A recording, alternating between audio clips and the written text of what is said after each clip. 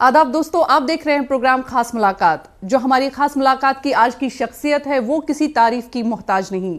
जी हाँ दोस्तों, ये है वजीर खजाना, वजीर तालीम सईद मोहम्मद अल्ताफ बुखारी साहब। अल्ताफ बुखारी साहब के साथ बहुत सारे अहम मौज़ूआत पे हमारे इस प्रोग्राम में आज बात होगी। दोस्तों आइए रूबरू होते हैं सईद मोहम्मद अल्ताफ बुखारी साहब के साथ। अल्ताफ बुखारी साहब, शुक्रिया जी, आपका खैर मकदम है न्यूज़ 18 प्रोग्राम में। बहुत बहुत शुक्रिया आलिया जी। अल्ताफ बुखारी साहब, जब हम बात करते हैं बिजनेस की, चूंकि आप कामयाब बिजनेसमैन हैं और पॉलिटिक्स की तरफ अब आपने रुख किया। बिजनेस और पॉलिटिक्स एक अलग अलग चीज़ें हैं, दो अलग अलग महकमे, लेकिन दोनों के साथ इंसाफ करना और बिजनेस से पॉलिटिक्स की तरफ रुख करना, कैसे आपने ये मुमकिन बनाया?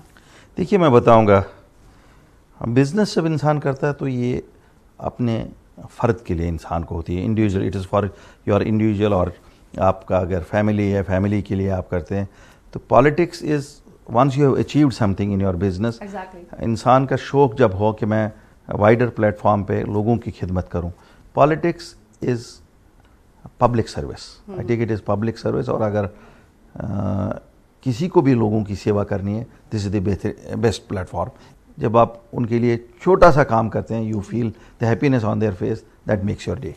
अल्ताफ साहब, जब हम देखते हैं अभी जो वादी की सिचुएशन है, नामासाइद हालात की वजह से वो बहुत ख़राब है, और हम ये भी कह सकते हैं कि कुछ वक्त से कुछ ज़्यादा ही ख़राब है। चूँकि आपके पास तालीम का महकमा है जो कि एक अहम महकमा माना जाता है, क्या लगता है आपको कि इस पे नामासाइद हालात की वजह से कितना ज़्यादा असर पड़ा, कितना ज़्यादा दचका लगा? देखिए, मैं कतई ये नहीं कहूँगा कि नहीं, जो हालात हैं उनका एजुकेशन डिपार्टमेंट पे कोई असर नहीं पड़ा या बच्चों की तालीम पे कोई असर नहीं पड़ा।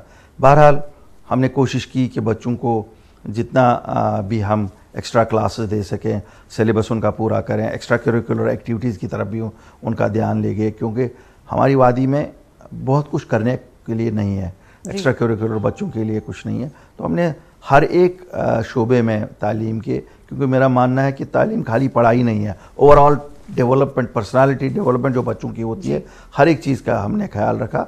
और आज मैं कह सकता हूँ 1 साल से ज़्यादा वक्त हुआ, और इसमें काफ़ी दिन ऐसे आए जब मुझे लगता था कि बच्चों का बहुत नुकसान हो रहा है। काफ़ी ऐसे दिन भी आए जहाँ वी फेल्ट सेटिस्फाइड नहीं, हमने मेकअप किया, सिलेबस को भी मेकअप किया, और इनकी ओवरऑल जो पर्सनालिटी डेवलपमेंट है उसके लिए भी काफ़ी कुछ किया। शुरुआत ठीक की है, अब देखते हैं एंड रिज़ल्ट कैसा आएगा, आगे को चल के कैसा आएगा।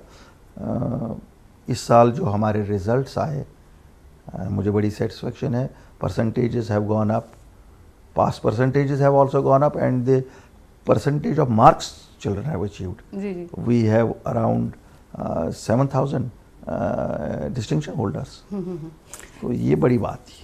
अल्ताफ साहब, आपने बीच में ये कहा कि आपको नहीं लगता कि एजुकेशन पे उतना ज़्यादा असर पड़ा, लेकिन जब हम स्ट्राइक्स की बात करते हैं, आप देखेंगे कि आए दिन स्ट्राइक्स होती रहती है। 2 हफ्ता जब हम स्कूल जाते हैं बच्चे, 3 दिन 4 दिन स्ट्राइक्स रहती है। क्या लगता है कि उससे बच्चों पे असर नहीं पड़ता? जब उनका स्कूल बंद होगा तो क्या पढ़ेंगे वो? देखिए, मैं कतन ये नहीं कहूँगा कि असर नहीं पड़ा, वो तो that would be making a fool of ourselves. असर पड़ा। हमने रेमेडियल क्लासेस लास्ट ईयर लिए, रेमेडियल क्लासेस में उनका सिलेबस कवर किया।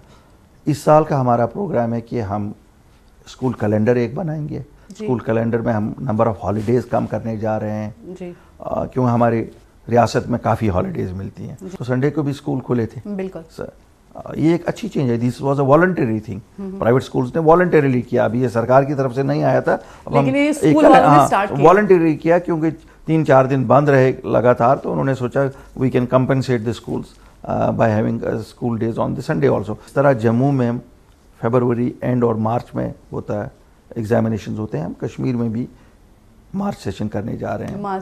We are assessing, having views of everybody.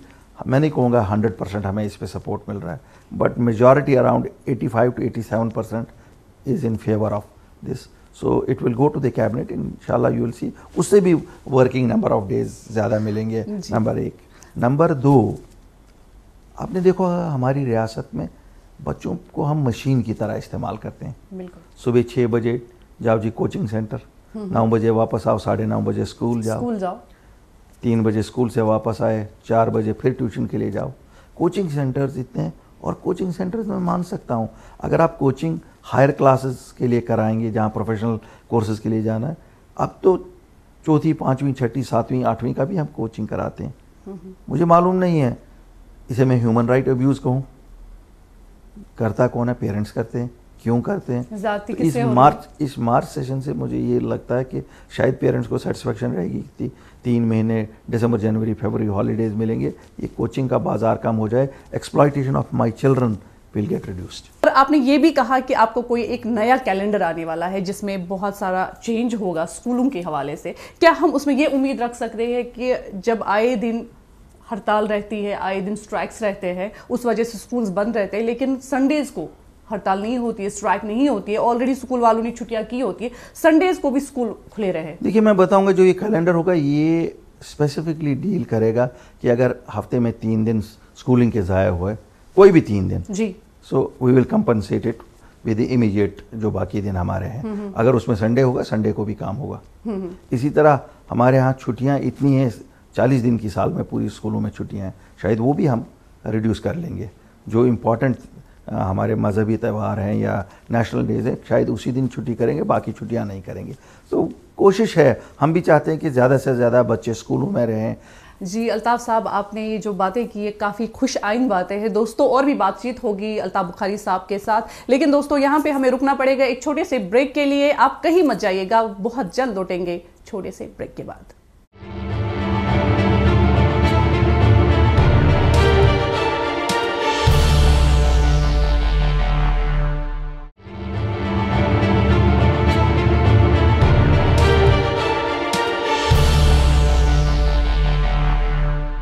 दोस्तों आप देख रहे हैं प्रोग्राम एक खास मुलाकात, और एक खास मुलाकात में जो हमारी आज की शख्सियत है, जी हाँ दोस्तों, ये है सईद मोहम्मद अल्ताफ़ बुखारी साहब। आइए रूबरू होते हैं अल्ताफ़ बुखारी साहब के साथ और कई अहम मौज़ूआत पे और बातचीत करें इनके साथ। ब्रेक के बाद आपका फिर से स्वागत है अल्ताफ़ बुखारी। जब हम टीचर्स की बात करते हैं, उनके भी काफ़ी फ़राइज़ है।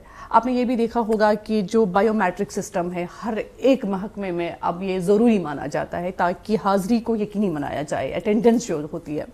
लेकिन जब हम अपने एजुकेशन सेक्टर की बात करते हैं, कहा जाता है कि बहुत जगह पर बायोमेट्रिक हो के भी वहाँ की अटेंडेंस जो है वो बहुत हद तक मनफी मानी जाती है। एक खुशकिस्मती की बात है, सिस्टम में जितने भी हमारे उस्ताद हैं, चाहे वो टीचर हैं, मास्टर हैं, लेक्चरर्स हैं, we have a dedicated team of people. Having said so, ऐसा नहीं है कि बिल्कुल ऐसे नहीं होंगे जो आप जिनके बारे में आपने बोला कि बायोमेट्रिक्स में अटेंडेंस कम आती है। हमारी बायोमेट्रिक सिस्टम में अभी तक बहुत ज़्यादा इलाकों से नहीं आए। हाँ, दूर दराज इलाकों में हमारे पास भी शिकायतें आई हैं, और जहाँ जहाँ शिकायत आई है हमने कोशिश की है कि उसमें सुधार भी लाएँ। लेकिन 100% अगर हम इसे कहें कि 100% नहीं है, लेकिन to the satisfactory levels we are trying to keep it to the satisfactory levels. और आप उस्तादों में भी एक सेल्फ मोटिवेटिंग फैक्टर आ गया है। उनको भी लगता है कि अगर हम इन बच्चों की तय अपने फ़राइज़ अंजाम ना दें तो हम अपनी सोसाइटी के लिए कल के लिए क्या छोड़ के जा रहे हैं। जब हम प्राइवेट स्कूल्स की बात करते हैं, आपको ये पता है कि वहाँ पे कितनी मनमानियाँ होती है, चाहे वो फीस के हवाले से हो, चाहे ट्यूशन सेंटर्स के हवाले से हम देखें। इसमें ज़्यादातर रोल गवर्नमेंट को होना चाहिए। जब गवर्नमेंट पास करेगी फीस स्ट्रक्चर इतना होगा, 10% 20% इंक्रीज, तब ये होना चाहिए। देखिए, मैं आलिया जी आपको बता दूँ, ये इम्प्रेशन जो है शायद आज मैं क्लियर करना चाहूँगा। सुप्रीम कोर्ट ने एक रूलिंग दे दी कि फ़ीस प्राइवेट स्कूल्स की फ़ीस जो रेगुलेट करेगी, इसके लिए हाई कोर्ट मॉनिटर्ड कमेटियाँ बनाओ। हमारे रियासत में भी है, एक हाई कोर्ट के जज साहब, रिटायर्ड जज साहब जस्टिस इम्तियाज़ साहब हैं जी, वो फ़ीस कमेटी के चेयरमैन हैं, और हर प्राइवेट स्कूल को वहाँ जाके पेपर्स भरने पड़ते हैं और वो अप्रूव करते हैं जी। मैं ये भी मानने को तैयार हूँ, शायद 2 साल पहले तक ये अमलन कुछ नहीं होता था, लेकिन हमने किया, 8% इंक्रीज़ दिया। और अगर हम कहेंगे कि स्कूलों को कोई, लेकिन उसके आगे जो करता है, parents are open to take action against them. Tuition centres की बात करते हैं, कोचिंग सेंटर्स की बात करते हैं, आप ये भी देखेंगे कि वहाँ पे कितनी मनमानी होती है, हालांकि बाज़ाब्ता एक लाइसेंस होनी चाहिए। मैं ये मानने को बिल्कुल तैयार हूँ कि कोचिंग सेंटर्स आर फ्लीसिंग पेरेंट्स। हमने इस साल रजिस्ट्रेशन शुरू की, खाली जो रजिस्टर्ड है उनको ही अलाउ किया कोचिंग करने के लिए, number 1। Number 2, number of children they can take, भेड़ बकरियों की तरह वो रखते हैं। आप एक ही क्लास में लाउड स्पीकर पे पढ़ाया जाता है, इतने बच्चे हैं। It was the first year हमने शायद बहुत सख्ती नहीं की, लेकिन मैं आपके माध्यम से भी, इस प्रोग्राम के माध्यम से भी उन लोगों से गुजारिश करता हूँ, इनफ इज़ इनफ। बहुत हो गया। हाँ, आप लोग भी एक कायदे में आ जाइए। अगर इन्होंने ऐसा नहीं किया, आप देखेंगे we will reduce the number of coaching centres operating here. कहाँ पे कमी रह जाती है कि एक पेरेंट ये कोशिश करता है कि उसका बच्चा गवर्नमेंट स्कूल में ना जाए बल्कि एक प्राइवेट स्कूल में चला जाए। सिटीज़ और टाउन्स का ताल्लुक है। मुझे लगता है, मैं मानने के लिए ये बिल्कुल तैयार हूँ कि इंफ्रास्ट्रक्चर प्राइवेट स्कूल्स का जो है बहुत अच्छा है हमसे। जी, क्यों? गवर्नमेंट, मैं आपको बताऊंगा, प्राइवेट स्कूल्स का बहुत हमसे अच्छा है, लेकिन हैं कितने ये स्कूल? जब हमारी रियासत में देखा जाए, हमारी रियासत में 23,000 गवर्नमेंट स्कूल हैं और 5,000 प्राइवेट स्कूल्स हैं। और इन 5,000 प्राइवेट स्कूल्स में से if I count, not more than 600 to 700 will have infrastructure which is their own infrastructure. बाकी सब किराए की छोटे छोटे बिल्डिंगों में बैठे। अब दूसरी बात आपने कही कि क्या ये क्रेज़ है? ये क्रेज़ तो है ही है, ये पीयर प्रेशर भी है जी। जो हमारी सोसाइटी में एक पीयर प्रेशर होता है ना, कहाँ मेरा बच्चा पढ़ रहा है, प्राइवेट स्कूल में पढ़ता है, प्राइवेट स्कूल में पढ़ता है जी। प्राइवेट स्कूल में पढ़ना तो ठीक है, लेकिन क्या आपको मालूम है कि जो आपका सरकारी स्कूल का टीचर है, he is highly qualified, he comes through a competitive examination to get selected and then he teaches your. Private school में ऐसा कुछ नहीं है। कमी रह जाती है क्योंकि we do not have resources. हमारे यहाँ रिसोर्सेज जो है, मैं अपनी रियासत की बात आपको करूँगा जी। हमारे यहाँ सबसे ज़्यादा रिसोर्सेज बिजली, जो हम बिजली खरीदते हैं और जो हमें वहाँ से फीस आती है। तो मैं लोगों से अपील करता हूँ कि जो आपकी बिजली आप इस्तेमाल करते हैं, अगर आप उसका इस्तेमाल जो करते हैं पूरी फ़ीस दे देंगे, शायद आपके बच्चे के लिए क्लासरूम अच्छा बनेगा, शायद आपकी बच्चों के लिए टॉयलेट बेहतरीन बनेगा, शायद हम हर स्कूल को कनेक्ट इलेक्ट्रिसिटी इंटरनेट से कर सकेंगे। देखिए, society has to understand, government लोगों की होती है, लोगों के लिए होती है और लोगों के ही पैसे से चलती है। अल्ताफ साहब, आपके पास अभी 2 पोर्टफोलियो है, एक तो वज़ीर तालीम और वज़ीर ख़जाना। क्या लगता है आपको, इतना टफ जॉब, 2 चीज़ें एक साथ संभालना, कितना इंसाफ हो रहा है दोनों के साथ? देखिए, मैं बताऊंगा, जिम्मेवारी छोटी हो या बड़ी हो, अगर इंसान सीरियसली ले ले, सिंसियरली ले ले, तो इंसान जस्टिस तो कर ही लेता है जी। छोटी जिम्मेवारी को भी अगर सीरियसली और सिंसियरली ना ले ले तो कभी आप कामयाब नहीं हो सकते। मेरी कोशिश है कि जो महकमे मेरे पास है, क्योंकि करने वाले तो ब्यूरोक्रेट्स होते हैं, हमारी तो डायरेक्शन होती है, पॉलिटिकल जो सिस्टम होता है इसमें हमारी तो डायरेक्शन होती है, पॉलिसीज़ कि किस पॉलिसी से चलना है। बाकी ऐसा तो होता नहीं है कि नहीं जी 24 घंटे हम ही सब कुछ कर रहे हैं। There is a big work force जो असल करने वाले हैं जी। जो हमारे ब्यूरोक्रेट्स हैं, प्रिंसिपल सेक्रेटरी से लेके नीचे डाउन जो हॉल में क्लार्क बैठता है उस तक, वो लोग मेहनत करते हैं। हम तो कहते हैं ना, काम करे सिपाही नाम रहे जनरल का, तो वही बात होती है। This government has very good officers. ऐसा भी नहीं है कि हमारे अफसर अच्छे नहीं हैं, यानी क्रेडिट सबको जाता है। हाँ, it's a team work, it's a team work, it can never be an individual work. ये कभी नहीं आप मानिएगा कि एक आदमी का होता है। What is cabinet? It's a collective responsibility. हम 24 लोग हैं। अल्ताफ बुखारी सब कुछ फाइनेंस में नहीं करता है, उसकी जो कामयाबी होती है या वो जो कुछ करेगा उसमें बाकी 23 कुलीग्स का तो पूरा हाथ होता है, क्योंकि they also give you advice. Altaf साहब, आपके साथ और भी बातें करनी है। दोस्तों, यहाँ पे हमें रुकना पड़ेगा एक छोटे से ब्रेक के लिए, लेकिन ब्रेक के बाद और भी कई अहम मौज़ूआत पे बात होगी सईद मोहम्मद अल्ताफ बुखारी साहब के साथ। आप कहीं नहीं जाइएगा।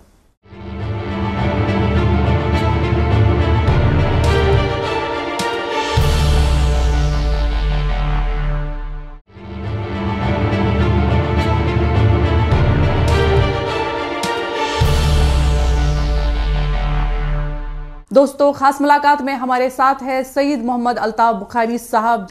अल्ताफ साहब, जब हम बात करते हैं बजट की, जब आपको ये पोर्टफोलियो दिया गया, क्योंकि आपके पास पहले वजीर तालीम का पोर्टफोलियो, लेकिन जब आप इसमें आए ऑलरेडी बजट पेश हो चुका था और बजट में जो जो वादे लोगों से किए गए थे, क्या लगता है आपको किस हद तक वो वादे पूरे हो रहे हैं लोगों के साथ? देखिए, मैं आपको बताऊं, जितना भी कमिटमेंट्स, जो भी कमिटमेंट्स इसमें टाइम बाउंड जो है वो टाइम बाउंड तरीके से हम करेंगे, जो पूरे साल में हमने पूरी करनी है। मैं यकीन दिलाता हूँ, मैं बल्कि लोगों आपके ज़रिए आज ये भी कंफर्म करना चाहता हूँ, जो कुछ कमिटेड है we will fulfil the commitments, क्योंकि ये सरकार की कमिटमेंट्स होती हैं, ये वज़ीर की नहीं होती हैं, ये पूरी गवर्नमेंट की होती हैं और हमारी गवर्नमेंट की कमिटमेंट्स हैं। जब हम वादी की बात करते हैं, काफ़ी अनएम्प्लॉयमेंट है हमारी वादी में, हालांकि हमारे बच्चे काफ़ी होनहार है, काफ़ी टैलेंट है उनमें। मुझे लगता है मेरा लक्ष्य ये है कि मैं डिग्निटी ऑफ लेबर अपने बच्चों में करूं।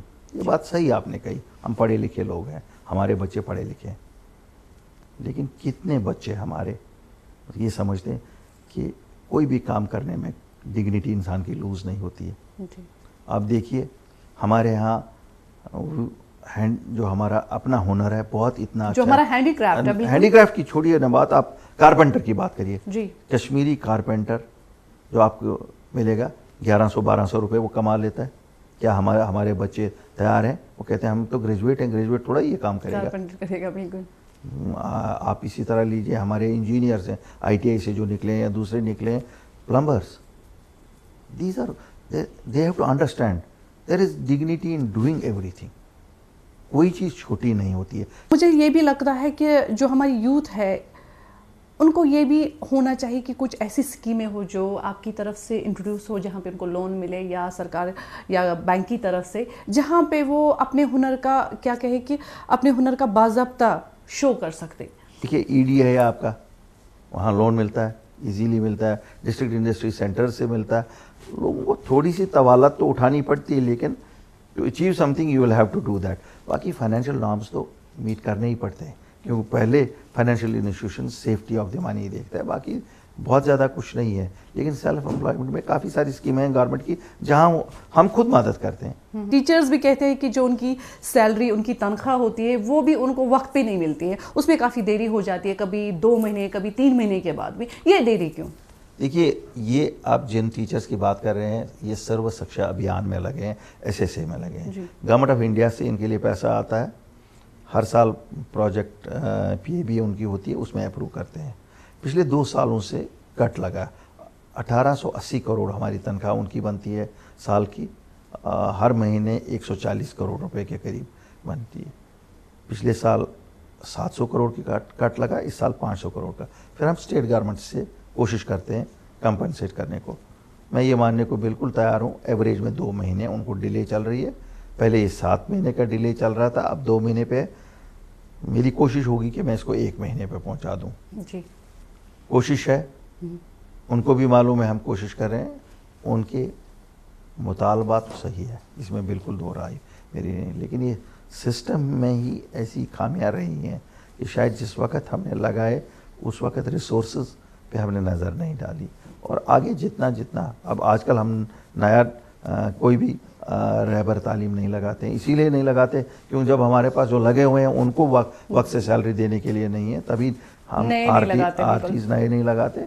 लेकिन हो जाएगा, मुझे लगता है 1-8 साल में बैलेंस हो जाएगा। हम इन डिलीवेजर्स की बात करते हैं, अगर 3 महीने का कॉन्ट्रैक्ट है, 2 महीने का कॉन्ट्रैक्ट है, तो वहीं पे स्टॉप होना चाहिए। लेकिन नीचे लेवल से तो ये नहीं जाएगा जब तक एक ऑफिसर, जब तक एक आला हुकाम इसको अप्रूव आगे के लिए ना करे। क्यों होता है ये ज्यादती क्यों हो रही है? मेरे प्रेडेसर ने तो बंद कर दिया अब लगाना, he has already stopped it, we have put a stop. हमारी सरकार ने 3 साल में डेली वेजर्स नहीं लगाए, मैं आपको वो सुख से कह सकता हूँ। हमारे 3 साल हुए हैं, हमने नहीं लगाए। This is a legacy, we are carrying it forward. जो भी इसमें नॉर्म्स को मीट करेगा, we are committed to regularise them and we will regularise them. लेकिन जो नॉर्म्स को फुलफिल नहीं करता होगा उसको हम रेगुलराइज नहीं करेंगे। They will have to go home and we will tell them sorry gentleman, we can not help you. आप श्रीनगर को रिप्रेजेंट करते हैं, श्रीनगर में जीतना, श्रीनगर में रिप्रेजेंट करना एक खास लेवल माना जाता है इसको। जब हम अमीरा कदल की बात करते हैं, हम ये कह सकते हैं कि जो हमारे श्रीनगर का एक चेहरा है वो वही है, अमीरा कदल। हमारा लाल चौक, उसको खूबसूरत बनाने के लिए क्या प्लान? देखिए, आपने बड़ा सही सवाल किया। मैं खुद को भी श्रीनगर का नुमाइंदा मानता हूँ। श्रीनगर की 8 कॉन्स्टिट्यूंसियाँ हैं। मैं अमीरा कदल कॉन्स्टिट्यूंसी को रिप्रेजेंट करता हूँ, लेकिन मैं मानता हूँ कि शहर की 8 कॉन्स्टिट्यूंसियाँ मेरी जिम्मेवारी है, और हमारे सरकार की तो सब कॉन्स्टिट्यूंसियाँ 87 पूरी जिम्मेवारी होती है, लेकिन जो एमएलए होता है उससे कुछ खास जिम्मेवारी आयत होती है। इसलिए मैं पूरी श्रीनगर को अपनी कॉन्स्टिट्यूंसी मानता हूँ। ऐसा नहीं है कि मैं खाली अमीरा कदल कॉन्स्टिट्यूंसी को मानता हूँ अपनी कॉन्स्टिट्यूंसी। इस सरकार ने शहर श्रीनगर के हवाले से काफ़ी सारे इकदाम लिए, चाहे वो ड्रेनेज की प्रॉब्लम थी। जब हमने सरकार बनाई तो सैलाब आया था 2014 का, रोड्स बिल्कुल शैम्बल्स में थे। आप आज देखिए, कोई भी रोड आपको ऐसा नहीं मिलेगा। 6 महीने में ऐसे रोड बने कि जैसे सैलाब कभी आया ही नहीं था। जो आता था 6 महीने बाद जो आया, 2015 सितंबर अक्टूबर में जो आया, वो कहता था यहाँ तो कभी सैलाब ही नहीं आया हो। इसके लिए मैं मुबारकबादी लोगों को भी दूंगा। लोग बड़े रेजिलेंट हैं। हम लोग हर मुश्किलात में से खुद निकल आते हैं, और ऐसे निकल आते हैं जैसे मुश्किलात हमने कभी देखे नहीं। इसी तरह आपने देखे, पार्क्स हमने सब खराब हो चुकी थी, they have been upgraded back. पूरे शहर श्रीनगर में सब lanes drains have been upgraded. Priority जो है हमारा इस वक्त है वो ड्रेनेज सेक्टर है शहर में, और शहर में मुझे उम्मीद है कि अगले 3 साल में पूरा डीप ड्रेनेज सिस्टम मुकम्मल हो जाएगा। एजुकेशन के हवाले से जितने भी स्कूल शहर श्रीनगर में, चूँकि हमारे पास जगह की कमी है, तो अब हमने प्रोग्राम बनाया कि वी विल बाई बिल्डिंग्स, और वहाँ से ही उन बिल्डिंग्स को ही हम डेवलप करें गवर्नमेंट स्कूल्स में।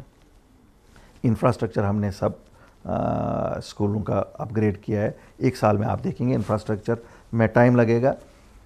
एक जाल हमसे पहले भी बिछाया गया था मैरिज हॉल्स का, कम्युनिटी सेंटर्स का, हमने भी बढ़ाया। हमने थोड़ा सा ऐसा किया कि ऑडिटोरियम लेवल पे ले गया उसको। It can be used multipurpose hall. Boulevard area को आप देख रहे हैं डेवलप किया जा रहा है। साइकिल ट्रैक्स उस पर काम शुरू हो गया है। Dal has been a priority of every government. हमारी गवर्नमेंट की भी प्रायोरिटी रही है। बहुत कोशिश कर रहे हैं कि वी कंट्रोल, लेकिन उसमें हमें जब तक ना लोगों का पूरा साथ मिले, हम शायद कामयाब नहीं हो जाएंगे। सूंठ कॉल हमारे कॉन्स्टिट्यूंसी में से जाती थी, trying to restore back the glory of that. और जितने भी हमारे दरिया के दोनों किनारों पे लोग रहते थे, हम उनको रीलोकेट करके दूसरी जगह रिहेबिलिटेट कर रहे हैं।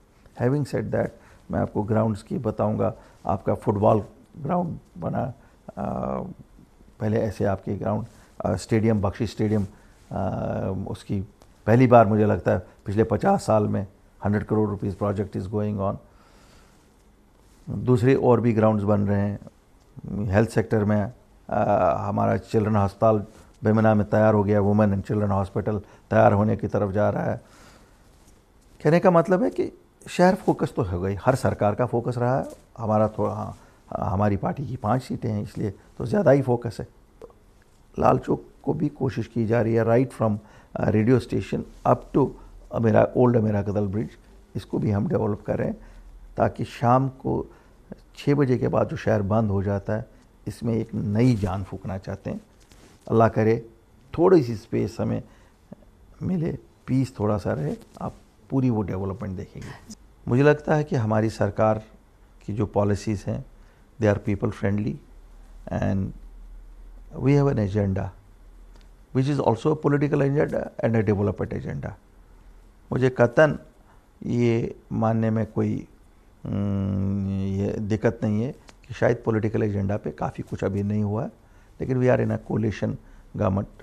हमें लोगों ने मेजॉरिटी तो दी नहीं कि हमारी अपनी सरकार होती। कोलिशन के अपने कंपल्शंस भी होते हैं, but I can assure people कि जो भी हमारा एजेंडा है, डेवलपमेंटल एजेंडा है, वो तो हम कर ही रहे हैं। इंशाल्लाह पॉलिटिकल एजेंडा पे भी madam chief minister Mehbooba Mufti is very serious. And Altaf Bukhari साहब, हम यही दुआ करेंगे कि लोग जो भरोसा आप पे रखते हैं, वो जो चाहते हैं आपसे कि वादी में फिर से खुशहाली आए, फिर से बहार आए, इंशाल्लाह वो सब पूरा हो। आपने हमारे प्रोग्राम को टाइम दिया, वक्त दिया, इसके लिए बहुत बहुत शुक्रिया आपका।